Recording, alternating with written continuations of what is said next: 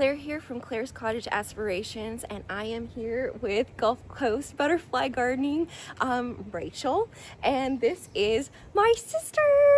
And I wanted to introduce you to her, and I wanted to show you a little mini tour of her garden because without this garden, without this lady, I wouldn't be a gardener because I'm the little sister. And if you have a little sister, you know that once the big sister does something, little sister's like, oh, I want to do it too. That looks fun. But we have very different gardening styles, and I wanted to do a mini interview with her and sort of just showcase a few things, but I want you to follow her because she is the expert, because since she is the big sister, she does things right. I just do it in a chaotic kind of way, as little sisters do. So let's just take a quick view and then I'll ask her some questions.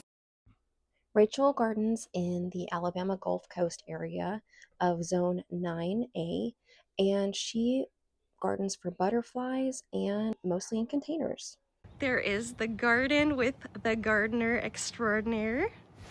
All right, so Rachel's garden, as I just showed, is a container garden with these beautiful blue pots. And Rachel, when you first started gardening, how many pots did you have? I think I had about 5 or 6. 5 or 6. And let me pan around here again.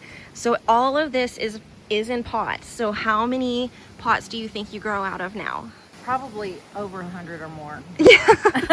I counted, and it's definitely over 100 because I'm not just growing them in containers that are pretty and expensive. I'm growing them in just anything I can find. Yeah, but the pretty ones get to have front billing. Well, I try. And then when you started growing in pots, what was the reasoning behind that?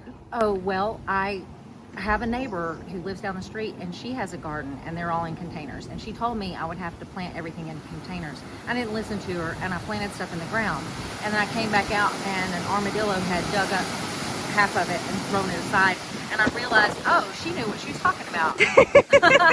And I was like, oh, if I want to have a garden, it's going to have to be in containers, and I desperately wanted a garden. So I started growing everything in containers. And it was successful because you got more pots. Yeah, I'm a pot addict. Well, this year you've done something brave. What is that? Yeah, I decided that I was going to plant some things in the ground and try it because a lot of my salvias are in the ground. Armadillos seem to leave them alone. So I thought, well, you know what? I have all these things. I'm going to plant them. So I did kind of like a border right here in the ground. Almost everything right here in this area is growing in the ground. And you'll see this phlox right here, that's been in the ground for a while.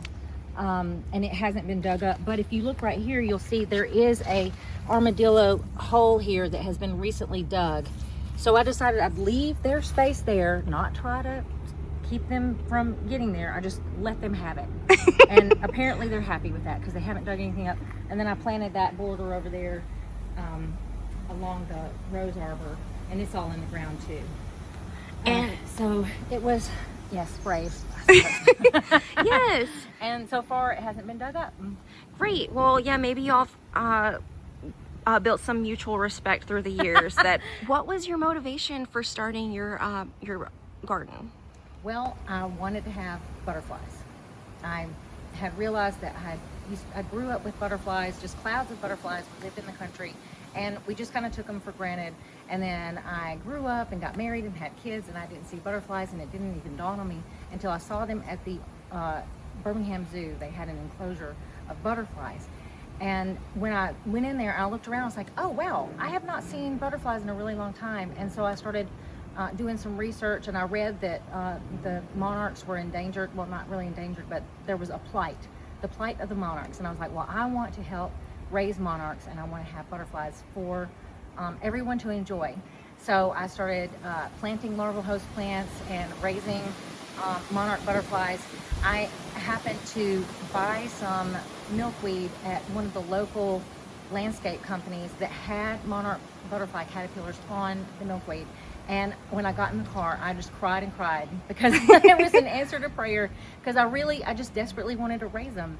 And I was just so thankful that God answered that prayer. And He's allowed me to do this, because it has been just a joy and a gift. And I'm so thankful, because He really made it all possible. That's so wonderful. And how many butterflies do you think you've been able to release in the last few years? I haven't kept count. I don't know. It's not a massive amount, but that's the thing, and that's why I like to teach about raising butterflies. You don't have to do a lot to make a difference, and you don't have to pump them out. I mean, if everybody just did a little bit, it would make a huge difference.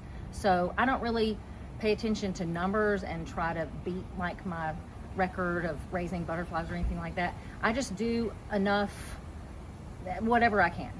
Yeah, so I couldn't say even in the hundreds. I don't know. It's been a lot. It's been a lot. It's been a lot, but I don't know the numbers.